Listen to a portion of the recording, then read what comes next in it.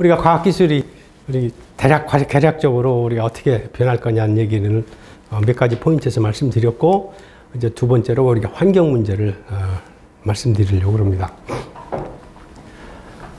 기후변화가 과연 이게 인간이 만든 것이냐?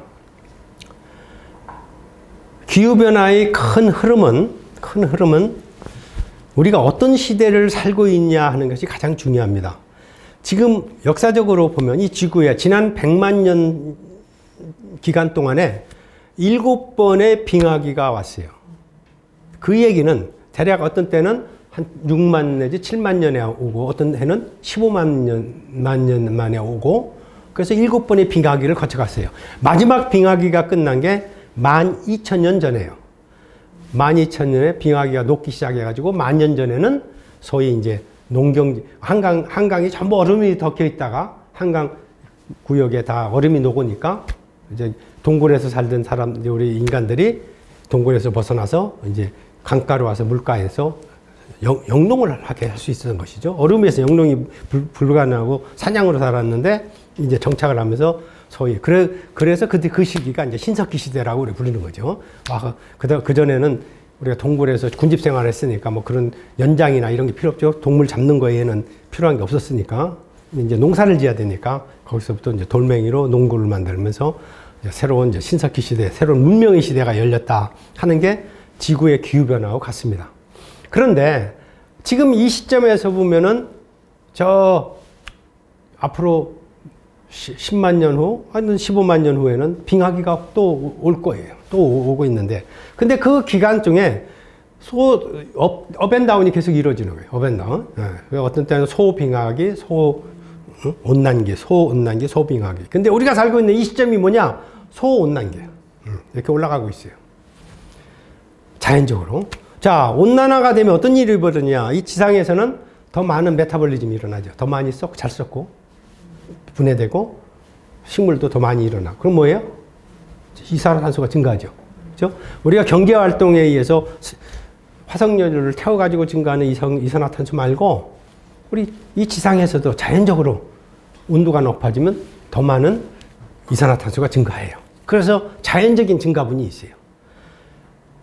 거기에다가 인간이 얼마나 더 보태냐, 이걸 정확히 알았으면 좋겠는데, 이게 제대로 지금 계산이 안 돼요.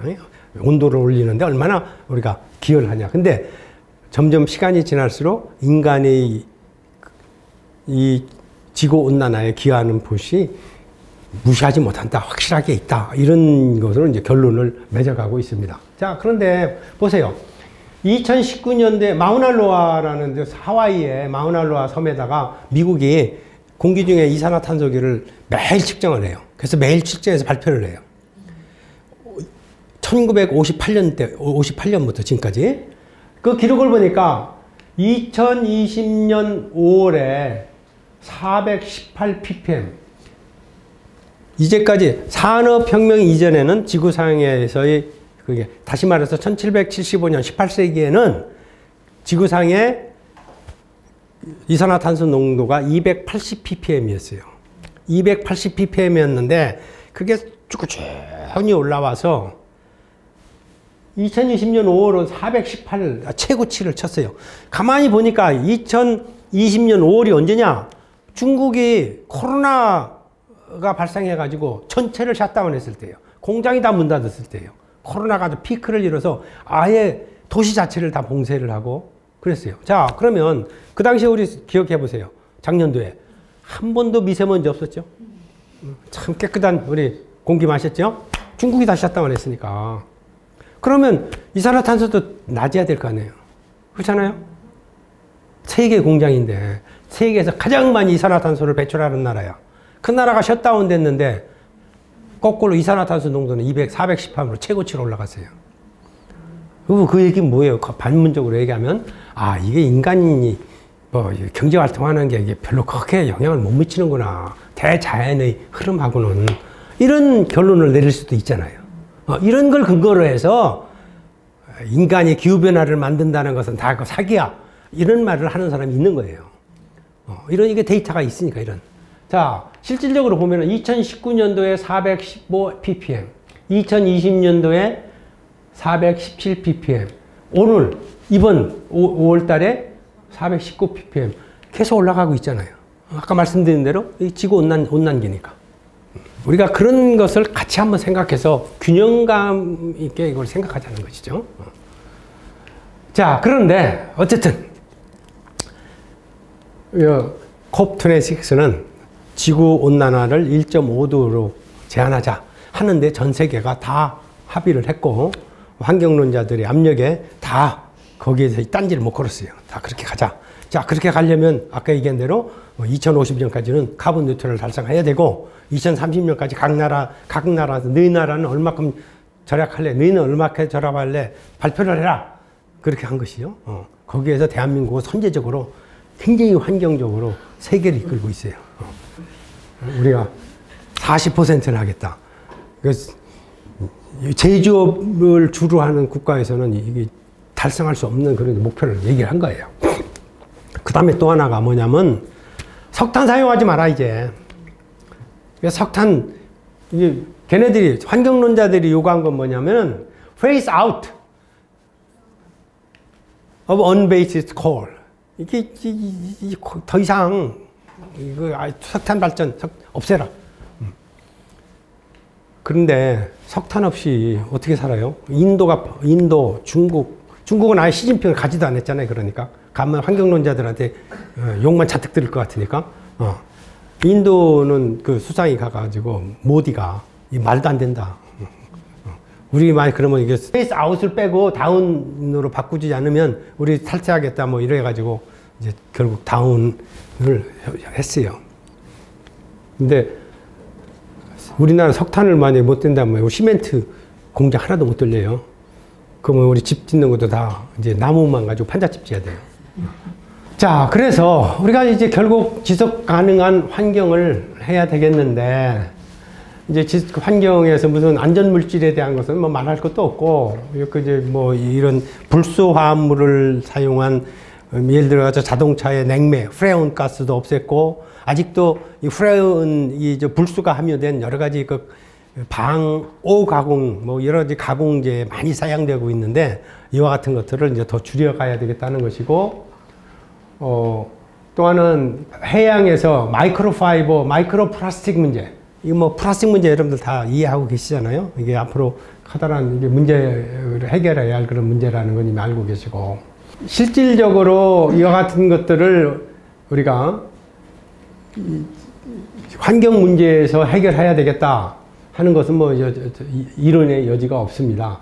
그래서 거의 이제 서큘러 이코노미를 우리도 도입해야 되겠다 하는 것이고, 그 다음에 또 우리가 2050년까지는 카본 뉴트럴을 달성하자 하는 건데, 우리 가만히 보면은 이미 카본 뉴트럴을 달성한 나라가 있어요.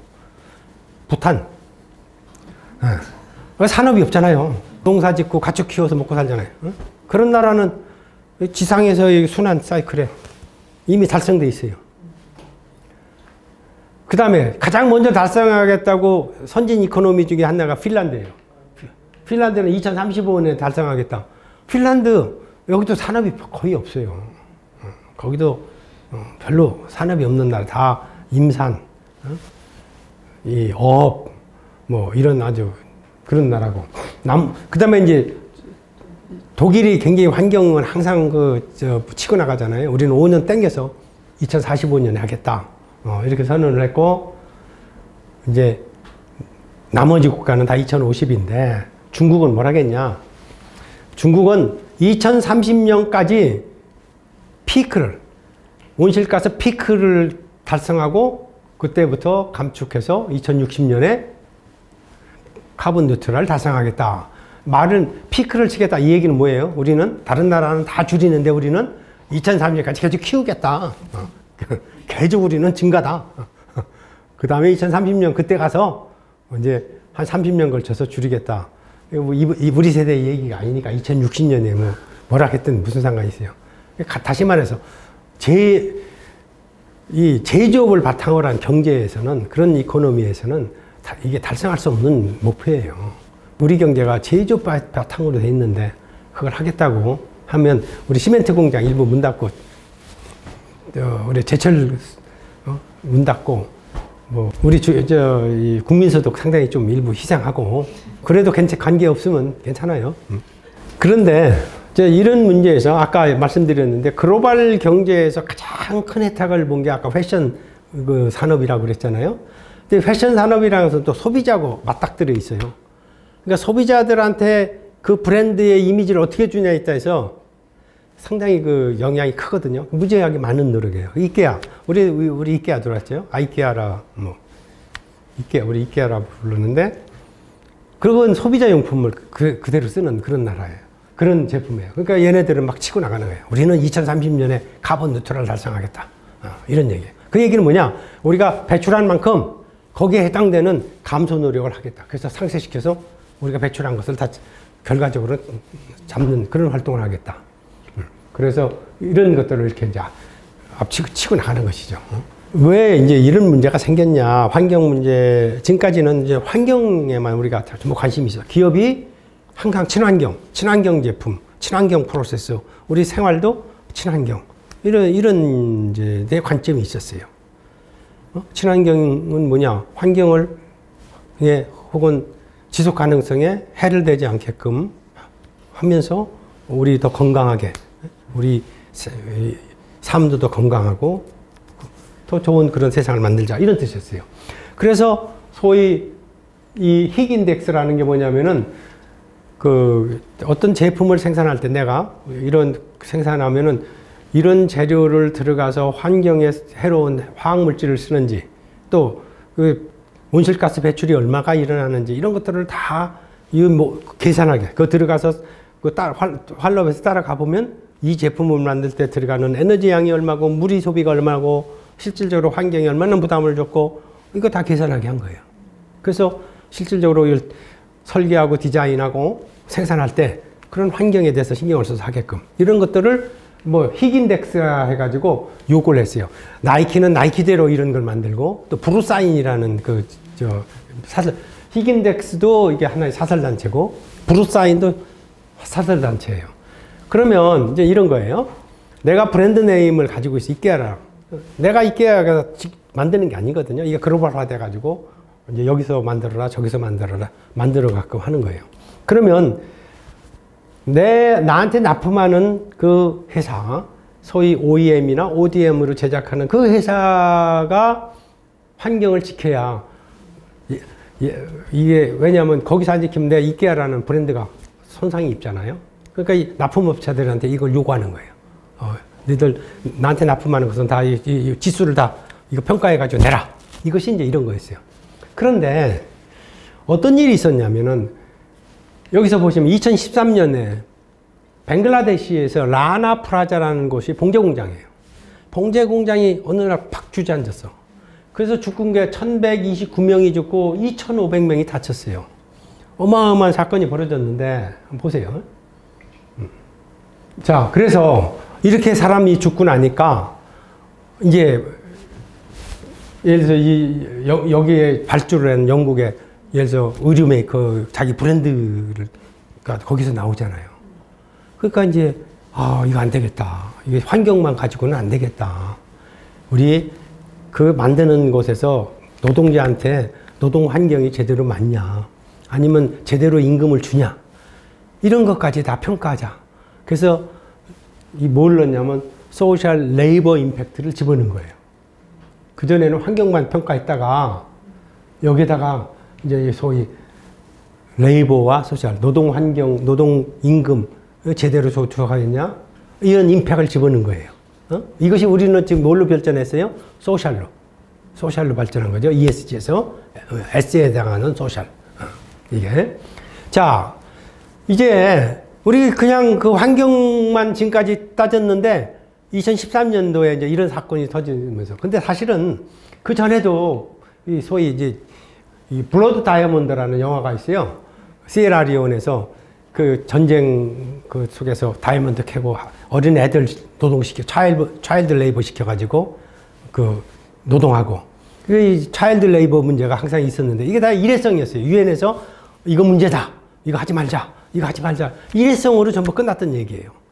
그런데 이 벵글라데시 참사는 아, 이래서는 안 되겠다. 이걸 근본적으로 이런 지속 가능한 비즈니스를 하려면 이런 일이 다시는 벌어지면 안 되겠다. 그렇다면은 우리 아까 얘기한 이런 희익 인덱스의 지수를 우리가 평가를 할 때 점수화하자, 이것도 해가지고 소셜 레이버 임팩트를 집어넣었어요.